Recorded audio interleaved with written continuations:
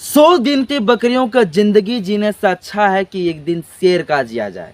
इस कहावत, ये सेंटेंस बहुत ही ज़्यादा औपचारिक लगता है और बहुत ही अच्छा लगता है। इसलिए अच्छा लगता है क्योंकि अब मैं आज आपके बीच में एक ऐसी कहानी बताने वाला हूँ। ये दर्दनाक कहानी। आप ये कहानी को सुनने के बाद आपका पैरों तले जमीन निकल आएगा कि आखिर इतना भी हद तक जो है कोई किसी महिला के साथ शोषण कर सकता है क्या। और इतना शोषण करने के बाद जो है वो एक सांसद तक का सफ़र गुजारती है जिसका नाम है फूलन देवी। आज फूलन देवी को लोग जो है डाकू के नाम से जाना जाता है। क्या वो ओरिजिनल में वो फूलन देवी एक डाकू थी? आज की इस वीडियो में साफ आपको हम बताने वाला हूँ क्या वो डाकू थी या कोई महानायिका थी। आज की इस वीडियो में आपको साफ सुथरा से मैं आपको बताऊंगा इसकी पूरा जीवन में जो है इन्होंने किस किस प्रकार से संकट का सामना करना पड़ा, किस प्रकार से अपना परिवारों से लड़ना पड़ा, अपना समाजों से लड़ना पड़ा और डाकुओं से लड़ना पड़ा।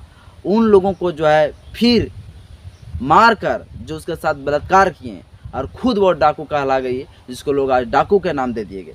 क्या ओरिजिनल में वो डाकू थी?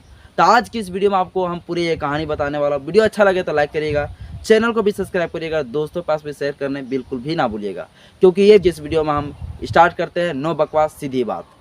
यूपी में एक लड़की का जन्म होती है। यूपी के एक जिला है, उस जिला में जन्म होती है फूलन देवी नाम की एक लड़की, जिसका जन्म 10 अगस्त 1963 में होती है। ये बहुत ही बेहद ही गरीब परिवार में छोटी जाति से बिलोंग करती है, मल्हा जाति से। और इनका जब जन्म होता है तो बहुत ही बेहद ही गरीब परिवार में होता है। तो इनका साथ जो है किसी तरह से जो है पालन पोषण चलता है कुछ समय तक। जब वो 10 वर्ष के हो जाते हैं तो 10 वर्ष के समय में ही जो है उसका पूरी तरह से एक प्रकार का ब्रेन में, उसका दिमाग में इंटेलिजेंट जिस तरह बोलते हैं, वो कूट कूट के उसके अंदर भरे थे और निडरता कूट कूट करके उसके अंदर भरी हुई थी। ये 10 वर्ष की उम्र में किसी तरह से वो गरीबी से गुजरते हुए 10 साल जब गुजारती है तो इसके बाद जो है उनका जो है एक चचा रहता है, उनका जो है ज़मीन जो है उसका पिता का ज़मीन जो छीन लेते हैं। इसके लिए वो आंदोलन करती है। वो खुद जाके जो है खेत में बैठ जाती है और खुद अकेली यह 10 वर्ष की लड़की जो है अपना चचा के खिलाफ खड़ा होते हैं और उस ज़मीन को बचाने के लिए जो उसका चचा छीन लिए होते हैं, इस ज़मीन को बचाने के लिए खुद विरोध करते हैं, खुद आंदोलन करते हैं। इस तरह से पहले अपना घर से, परिवार से लड़ाई लड़ते हैं। इसके बाद जो है जब इस चीज़ को देखते हैं तो उसका घर वाले पूरा तरह से डिसाइड करते हैं कि ये लड़की अगर रहेगी इस घर में तो इसी तरह से लड़ाई झगड़ा होते रहेगा, इसका शादी कर दिया जाए। फिर उसका पिताजी उनका डर के मारे जो उनका एक शादी करा देते हैं, जो कि शादी करा देते हैं 35 वर्ष के एक लड़का के साथ। जो 35 वर्ष का एक लड़का नहीं बोल सकते, एक बुजुर्ग बोल सकते हैं, आधा बुजुर्ग। तो उसके साथ एक 10 वर्ष की लड़की के साथ शादी करा देना, सोच सकते हैं कि आज के समाज के लिए कितना बड़ा वो धब्बा हो सकता है। और उस समाज में जो है और वो समय जो है उस लड़की के साथ जो है 35 वर्ष के लड़का के साथ उनका शादी करा दिया गया। उनकी शादी हो गई, उसका मजबूरी था, उन शादी नहीं करना चाहते थे, काफ़ी बार इनकार की, वो काफ़ी रोई, लेकिन उनको जो है समाज का प्रेशर था, उनको अंत में जाकर शादी करना ही पड़ी और शादी वो कर लिया। इसके बाद वो अपना ससुराल में रहने लगी। उसका ससुराल में उसका जो हस्बैंड थे, जो 35 वर्ष, जो इससे 2 से 3 गुना बड़े थे, ये जो है इसके साथ इसके साथ जो संबंध नहीं बनाना चाहते थे, इसके साथ जो रहना नहीं चाहती थी। लेकिन उसका हस्बैंड जो है बिना फूलन देवी के इच्छा के जो है उसके साथ शारीरिक संबंध बनाया, यानी बलात्कार किया गया। इस बलात्कार में फिर भी वो किसी तरह से, चूँकि उसका मजबूरी था, क्योंकि शादी हो गया था, मजबूरी में उसको वहाँ रहना पड़ी। फिर वहाँ वो रहने लगी और जब वो बीमार हो जाती थी, क्योंकि उसके साथ मेंटलिटी बहुत टॉर्चर किया जाता था, शारीरिक रूप से उसको बहुत ज़्यादा शोषण किया जाता था। जब वो बीमार गिर जाती थी तो उसका हस्बैंड लाके उसको मैके में छोड़ देता था, फूलन देवी के घर में छोड़ दिए जाते थे। और फूलन देवी के घर में गरीबी था, बहुत ज़्यादा लाचार थे, मजदूरी करते थे पिताजी। उसके साथ साथ में फूलन देवी भी मजदूरी करने लगी। वो भी मजदूरी कर करके जो अपना पिताजी का हाथ थामने लगे।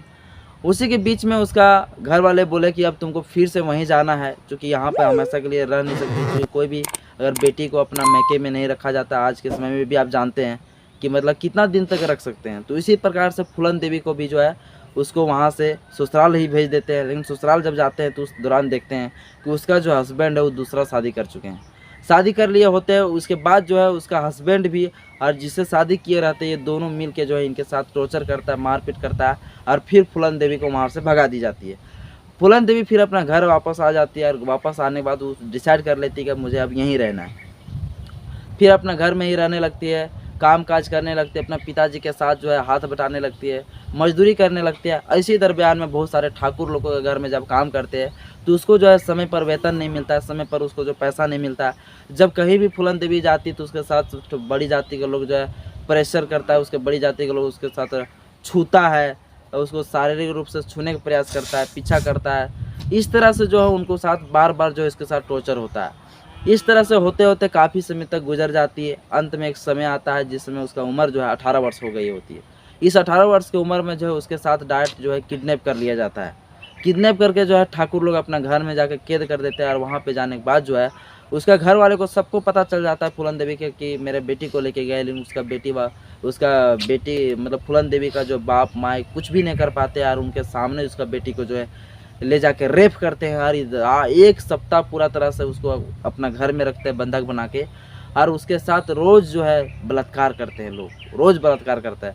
फिर उसको नंगा करके उसको पूरा तरह से बाल पकड़ के पूरा समाज में घुमाया जाता है, पूरा समाज में उसके साथ प्रताड़न किया जाता है, पूरा शोषण किया जाता है।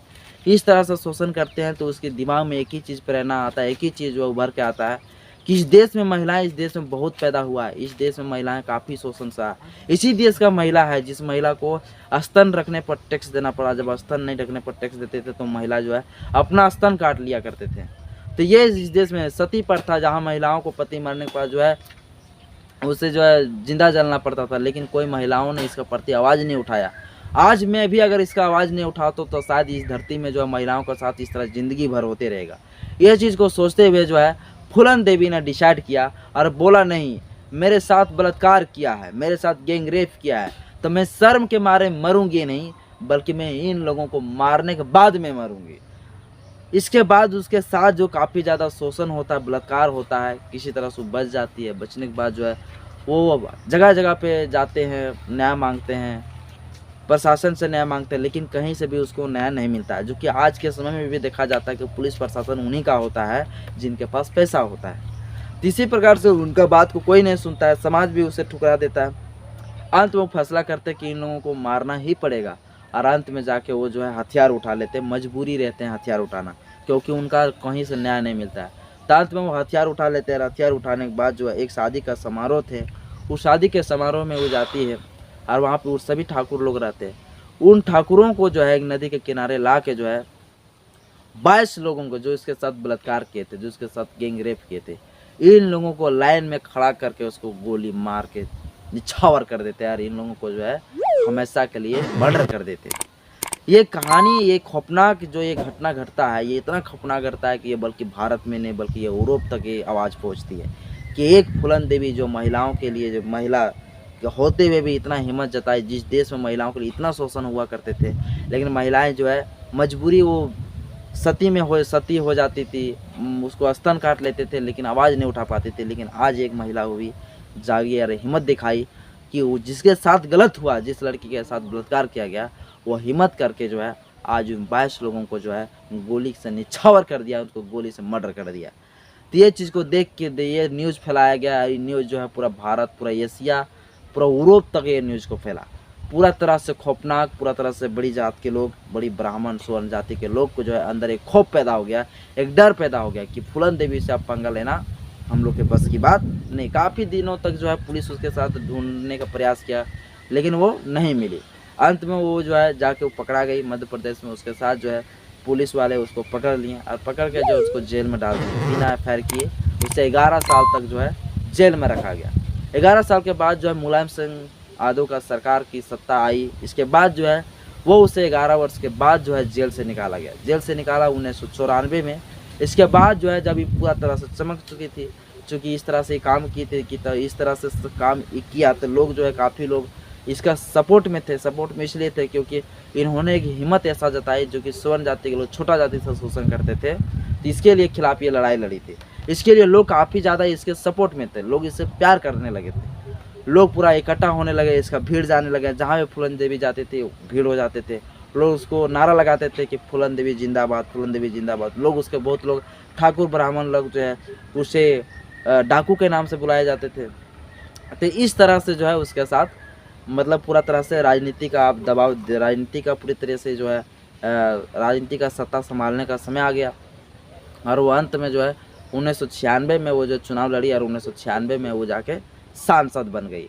तो पूरा तरह से जो जिसके साथ इतनी सारी शोषण किया करना पड़ा, जो घरों से, पूरा घर में परिवार से, पूरा समाज से, पूरा एक डाकू से, एक आतंकवादी से, एक स्वर्ण जाति के मानसिकता वाले लोगों से लड़ के पर जेल में रहना पड़ा। और जेल में एक बार नहीं गई, जेल में उसका परिवार वाले भी, उसका चाचा भी उसके ऊपर एफआईआर कर दिए थे, जिसके वजह से फूलन देवी को जेल जाना पड़ा था। तो 2-3 बार वो जेल भी गुजारी, लेकिन वो कभी भी हिम्मत नहीं हारी, क्योंकि एक महिला होते हुए भी इतना हिम्मत दिखाई। आज की महिलाएं तो ज़रा सा भी हिम्मत नहीं दिखाना चाहती। तो जिस दिन आप हिम्मत नहीं दिखाओगे तो अब तक आपके साथ शोषण होता ही रहेगा। आपको रक्षा खुद करना पड़ेगा।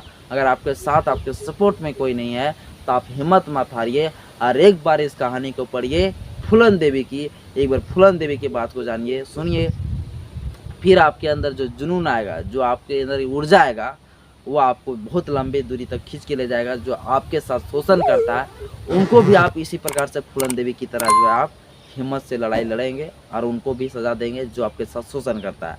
साथियों, इस कहानी में आप लोग क्या सीखे होंगे? जो अभी मणिपुर में जो घटना घटा, ये बिल्कुल इसी प्रकार से कहानी है। मणिपुर में आदिवासी महिलाओं के साथ निगन करके जो है निर्वस्त्र करके घुमाया गया, प्राइवेट भाग को छुआ गया, जिस तरह से फूलन देवी के साथ किया गया था। लेकिन अब जो समय आ गया है, आप लोग को फूलन देवी बनना पड़ेगा। वो समय था जो आज से कई वर्ष पहले, उस समय जब फूलन देवी जो इस तरह से कर सकते हैं, तो आज के समय में क्यों नहीं कर सकते? आपके साथ अगर शोषण होता है तो आप भी आवाज़ उठाइए, आप भी फूलन देवी बनिए। और आपको अगर सरकार न्याय नहीं देता है तो फिर आप इस तरह से फूलन देवी की तरह आप लड़ाई लड़ सकते हो, कोई दिक्कत नहीं मेरे हिसाब से। आज की इस वीडियो में इतनी। वीडियो अच्छा लगे तो लाइक करिएगा, चैनल को सब्सक्राइब करिए, दोस्तों के पास भी शेयर जरूर। जय